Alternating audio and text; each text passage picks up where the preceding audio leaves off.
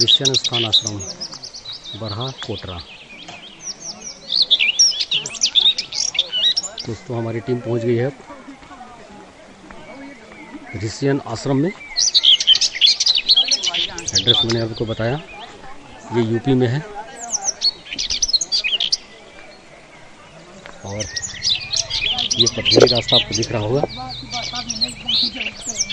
जैसा कि हम जानते हैं कि आश्रम हमेशा पहाड़ों कंदराओं के आसपास होता है और ये उसको पूरी तरह से फुलफिल करता हुआ देखिए।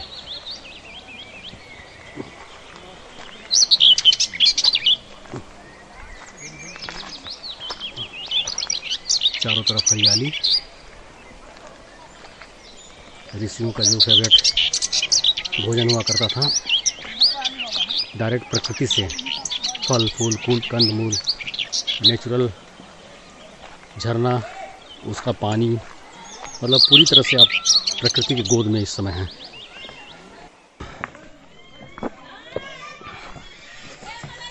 ये देखिए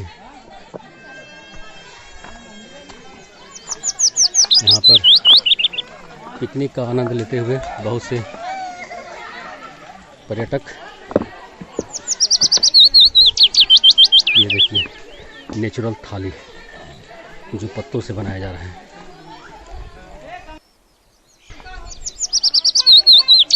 वाव, जस्ट वाव।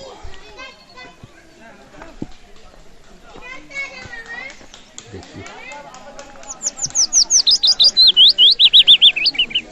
ये नहाते हुए कुछ लोग, पिकनिक का आनंद लेते हुए।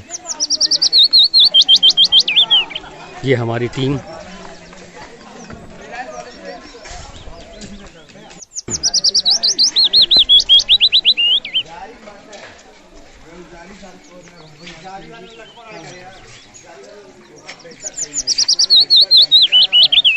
छोटा सा झरना जहाँ हम नेचुरल ड्रिंकिंग वाटर देख सकते हैं। इसी पानी को लोग यहाँ पर पीते हैं और खाना बनाते हैं।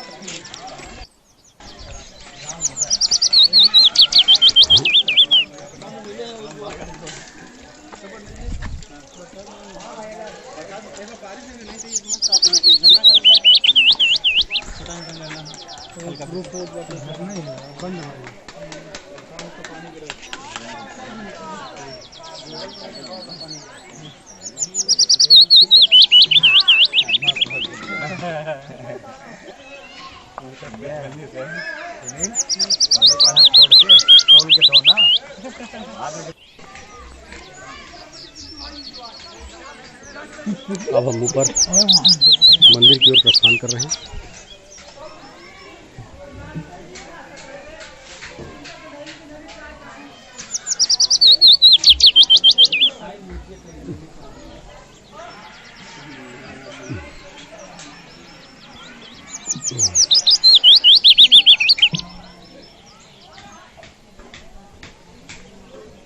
कोई हमारा भी फोटो खींच ले भाई। सबका फोटो आ रहा है।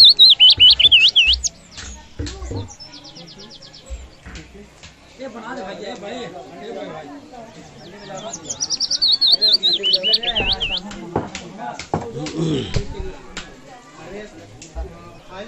शिवगिरी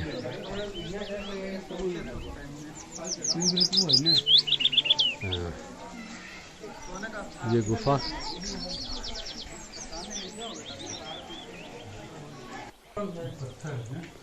ये देखिए ऊपर बिल्कुल सिर पे लगता हुआ।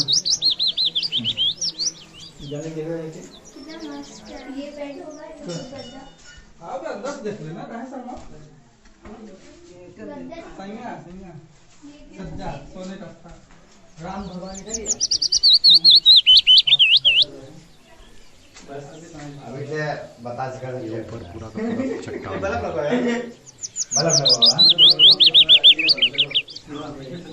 कहाँ है? कहाँ है? अरे मुकेश कहाँ? अच्छा पीछे है। जान जाते वो वाला काम कर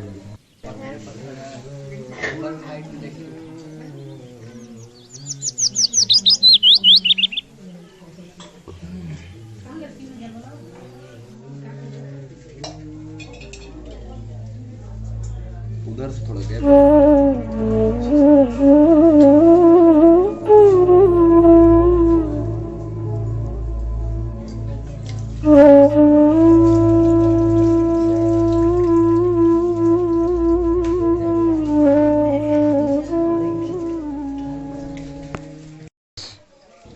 ये मान्यता ये है तमाम शोधकर्ताओं की माने और अपने जो है श्री रामचरित के अनुसार मानस के अनुसार तो भगवान श्री राम त्रेता में जिसमें वनवास काल में आए थे भरद्वाज मुनि के आश्रम से होते हुए फिर इधर से चित्रकूट की जब उन्होंने यात्रा प्रारंभ करी तो चित्रकूट यहीं से गए हुए थे और फिर इधर से होते हुए लालापुर होते हुए तब कामदगिरी पर्वत पहुंचे थे और फिर द्वापर में ये तो त्रेता की बात है भगवान श्री राम की द्वापर में माना जाता है कि बाणासुर ने भी अपने यहाँ तपस्या की और तपोस्थली बनाई।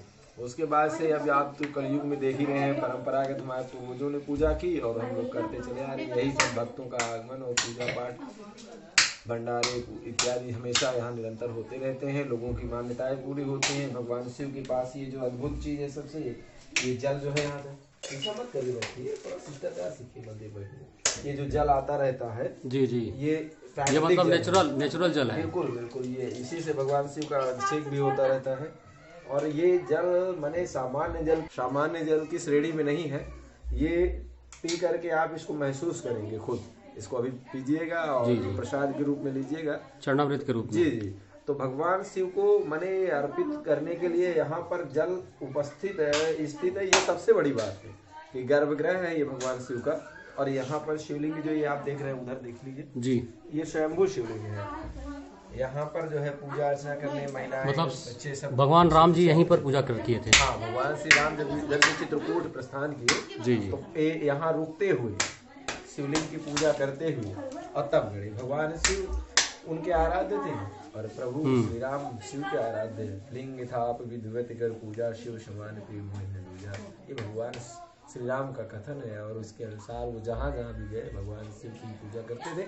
और ये चित्रकूट के बिंद पर्वत में वो वनवास काल में 11.5 पौने 12 वर्ष का समय व्यतीत किए। इस दरमियान आप देखेंगे तो यहाँ बहुत सारे शिवलिंग आपको मिलेंगे। माने इस क्षेत्र से आप भ्रमण करें तो आपको प्राचीन शिवलिंग आपको मिलेंगे जिनका कोई इतिहास नहीं मिल रहा। तो अब देखिए जंगल था वो जंगल में कौन इतिहास लिखेगा। ये तो हनुमान जी महाराज की प्रेरणा है कि श्री रामचरितमानस में बाबा गोस्वामी तुलसीदास जी ने बहुत सारी चीजें जो है हम आपको जो है दी है समर्पित की है जिसे पढ़ करके हम लोग भी उसका लाभ प्राप्त कर रहे हैं। परंतु बहुत सारी ऐसी विलुप्त कहानियां हैं आज भी जो गांव के लोग किस्से कहानी के रूप में बताते हैं वहाँ के और वहाँ देखने से आभास होता है कि वास्तव में यहाँ शक्ति का अद्भुत केंद्र है और वहाँ शिवलिंग मिलेंगे आपको और उनका कोई प्रमाण नहीं मिलेगा। तो ये प्रभु की कृपा कि वो यहाँ रहे और उनका अभियान था भगवान शिव की पूजा करना निशाचरों का अंत करना यहाँ रह करके ऋषि मुनियों को जो है शांति देना उनके पूजा पाठ विघ्न में जो राक्षस अत्याचार कर रहे थे विघ्न पहुँचा रहे थे उनको सबको समाप्त करना धर्म की स्थापना करना यही उनका मुख्य उद्देश्य था और इसी का प्रमाण है ये। तो यहाँ जैसे कोई स्पेशल दिन होता है मेला वगैरह जैसे आज सोमवार ठीक है तो लोग आते हैं। दूसरी चीज ये है कि दीपावली का जो है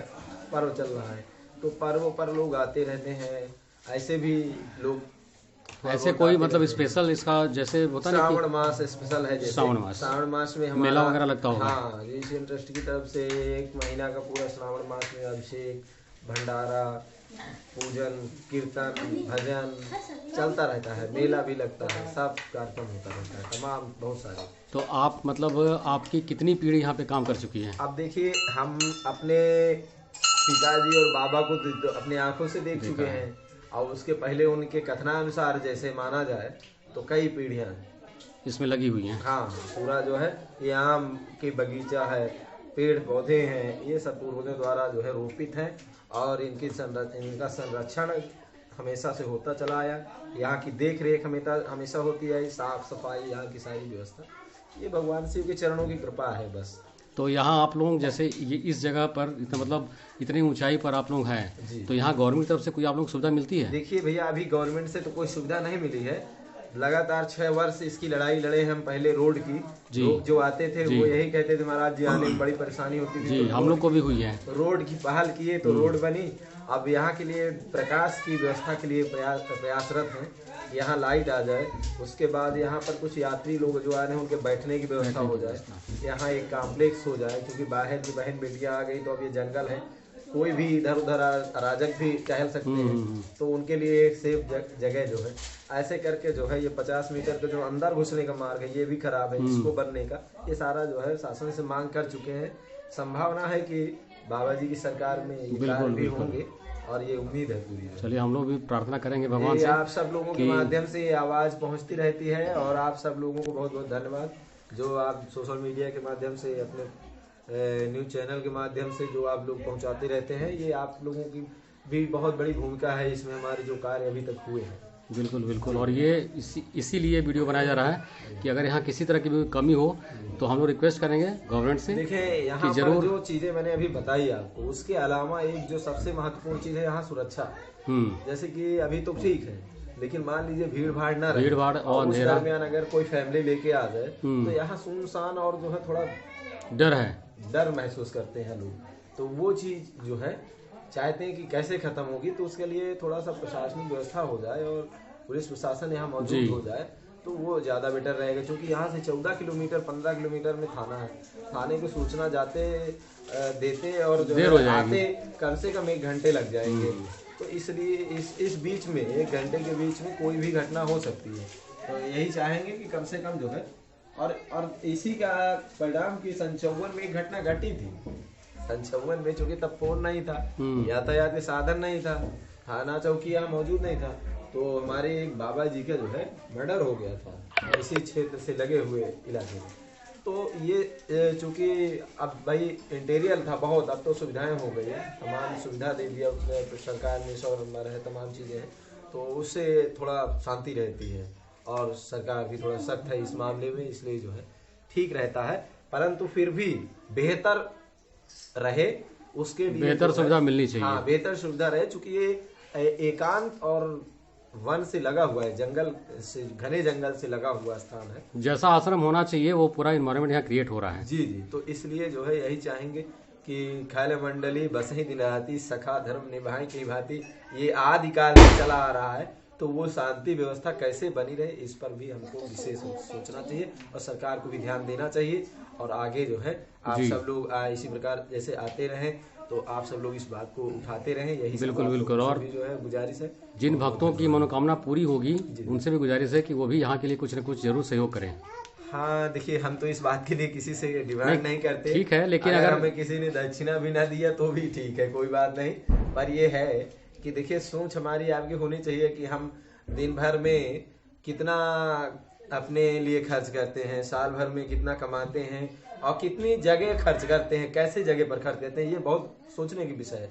लोग तमाम तरह का व्यसन करते हैं, नशा करते हैं, उनको मैं एक संदेश देना चाहूंगा कि आप नशा मुक्त बने, आप स्वस्थ रहेंगे, आप स्वच्छ समाज में एक उदाहरण बनेंगे और हमारा समाज उससे जो है सुधरेगा। नशा मुक्त होकर के आप जो है अन्य अच्छे सामाजिक कार्य करें, वही धन को आप दूसरी जगह लगाएं, किसी की सेवा में लगाएं, कहीं सहयोग में लगाएं और अपने घर के लोगों के बीच में वो पैसा सही जगह खर्च करें, पढ़ाई लिखाई में खर्च करें। और सब लोगों को यही शुभकामनाएं दीपावली के पर्व पर देते हुए अपेक्षा करूंगा कि आप लोगों तक ये अगर वीडियो भाई साहब के माध्यम से पहुंचा तो आप एक संकल्प जीवन में जरूर लें नौजवान, कि आज का युवा सबसे ज्यादा कहीं ना कहीं दिशाहीन हो रहा है कुछ मामलों में, और उसका सबसे ज्यादा जिस प्लेटफॉर्म से आज हम अच्छे चीजें देख रहे हैं वहीं से बुरी चीजें भी हमें मिल रही हैं।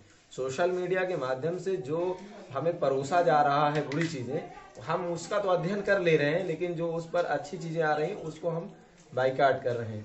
तो हमें चयन करना है और इसकी एक मांग और करना है कि जो तमाम तरह के अश्लील अभद्र वीडियो इसमें दिखते रहते हैं अनावश्यक, वो सब उन पर रोक लगे और वो ऐसे न दिखाई दे। यदि अगर कोई देखना चाहता है तो पहले तो बिल्कुल बंद हो, अगर कोई देखना चाहता है तो वो इंस्टॉल करके अलग से उसका साइड हो और तब वो देखे और उस व्यक्ति का ये भी पता हो कि फला व्यक्ति ने देखा। फला वो व्यक्ति पब्लिक हो- होना चाहिए। हाँ, पब्लिक होना चाहिए, तो उससे इस पर जो है प्रतिबंध लगेगा और वो शर्मसार होगा व्यक्ति। तो इसलिए मेरी गुजारिश है कि आप सब भी ये आवाज उठाएं, क्योंकि आज हमारी समाज, हमारी पीढ़ी, हमारे बच्चे इस पर जो है बर्बाद हो रहे हैं और ये हमें बहुत बड़ी साजिश के तहत ये दिया गया। आज हर घर में 5 आपको 4-5 एंड्रॉइड सेट मिलेंगे और इसी का शिकार हो रहे हैं लड़के। युवा इसी पीढ़ी। के ज्यादातर 90% लोगों के चेहरे में आप जो तेज नहीं पाएंगे। हम यहाँ बिना खाए बैठे रहते हैं, फिर भी चेहरा दगदगाता रहता है, लेकिन घर में माता पिता अच्छा खासा जो है खाने का इंतजाम, अच्छा खासा रहने का इंतजाम, और फिर भी लड़के मुरझाए मुरझाए रहते हैं। कारण उसका क्या है, उसका रीजन क्या है? पहले के लोग मजबूत होते थे, स्ट्रांग होते थे, उसका कारण क्या था? खान पान के साथ साथ आपकी विचारधारा का भी बहुत बड़ा, विचारधारा की भी बहुत बड़ा जो है इसमें की भूमिका है, क्योंकि आप जैसा अंदर सोचते हैं वैसे आप बाहर दिखते हैं।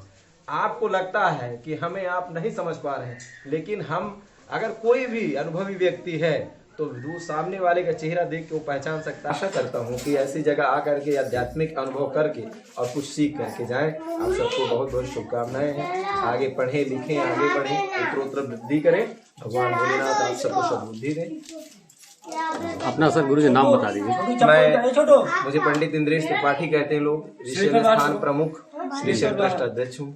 चलिए सर, बहुत बहुत धन्यवाद आपका। और आप भी बहुत इस धन्यवाद। मैसेज को मैं चाहूँगा कि ज़्यादा से ज़्यादा युवा देखें और इससे सबक लें। बिल्कुल, मैं तो बहुत आप लोगों को इसके लिए मैं शुक्रगुजार हूँ कि मैं यहाँ जंगल में बैठा हूँ और आप यहाँ आकर के और इस बात को बहुत दूर तक पहुँचा देंगे। बिल्कुल, इसमें बिल्कुल। आपकी एक भूमिका है और आपको बहुत बहुत साधुवाद देता हूँ, धन्यवाद देता हूँ। भगवान भोलेनाथ आपको जो है और आगे सामर्थ्य बनाए, जो समाज के लिए और अच्छे कार्य आप कर सकें। चलिए धन्यवाद गुरु जी, फिर जल्दी ही मुलाकात होगी हम लोगों की।